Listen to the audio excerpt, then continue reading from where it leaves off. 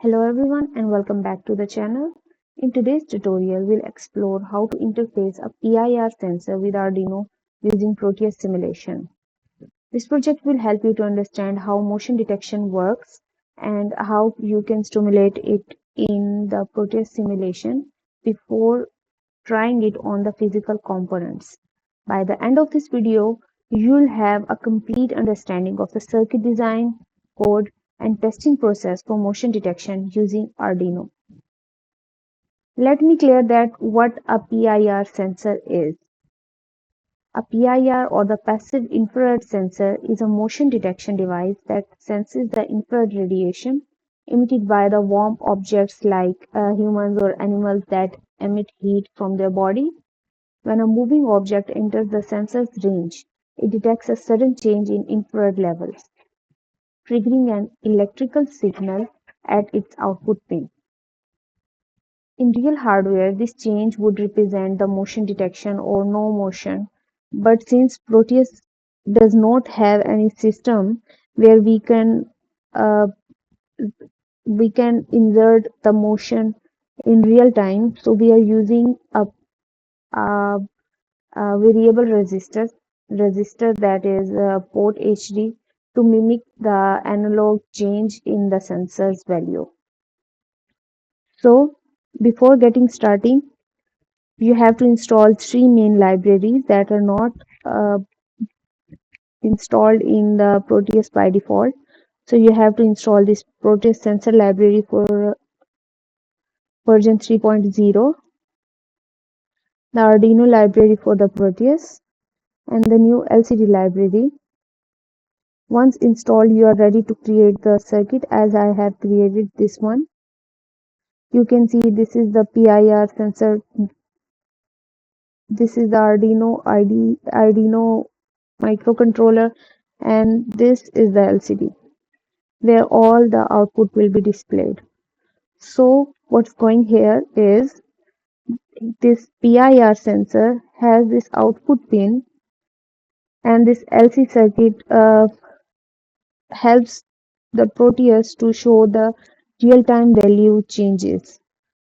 So whenever the user uses this potentiometer to indicate that there is the change in the motion, the output of this circuit will be go to the analog pin of the Arduino. It reads the change in the voltage level, converts into the motion detection values, and then the connected LCD will show all the output. So to control this microcontroller, we have to use the code, and for this we are going to use the Arduino IDE.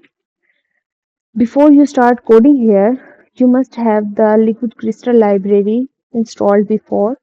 Once installed, your code is ready. You can paste it directly here. Let's understand the code.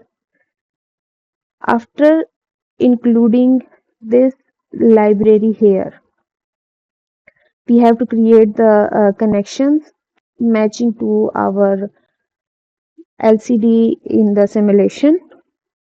After that, we are defining here the analog pin, and this pin is the same as I have shown you in the simulation.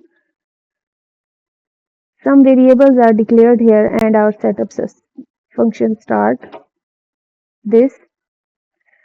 The setup function shows the introductory lines or the introductory screen of LCD. You can change these messages if required, but I would not suggest you to do so if you don't have any experience with the code. This is the loop function. Here, the microcontroller continuously checks for the values of potentiometer connected to your sensor. Here you can see this is the threshold value. I have chose 520 as a threshold value. You can change it. So whenever some object or the potentiometer values are near or far to this value, the changes will be represented on the LCD. So in the while loop, you can see that we are using this formula to convert the voltage into the PR values, this one. After that, you can see the LCD display is shown through this code, and the if else loop decides that the what will be the uh, effect or the output of the PIR sensor whenever the user changes the resistance value in the potentiometer. So in simple words, the if else loops compares the current potentiometer values to the threshold value and provide the output accordingly. Once your code is ready, we have to make the connection between the simulation and this code.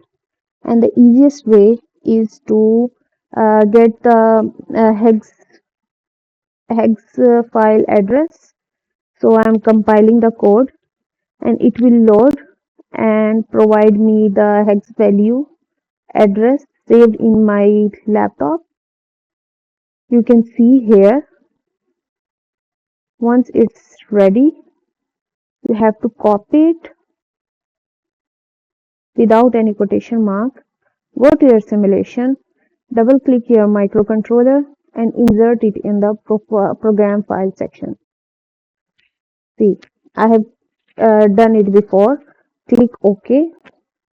Another point to notice here is you have to provide the hex value address to your PIR sensor here as well.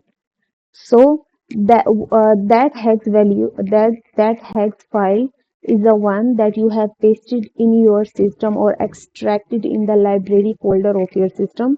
So as you can see, this is the same address, library, labs, center, electronics, and all this. Click OK, and your project is ready to test. This is the same introduction we have inserted in the setup function. After that, you can see right now the potentiometer has zero resistance.